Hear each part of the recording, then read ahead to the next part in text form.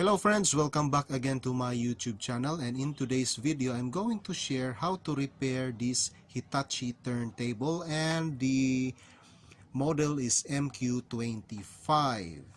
And to make this video short, just listen to this video 45 of 33. Now as you hear the sound of the video, you can assess that it has a problem with the idler wheel rubber or the motor grommet rubber, or both of the idler and the grommet has a problem. And also I assess this one, the vibration damper. It is located on the neck of the tone arm that holds the neck of the tone arm.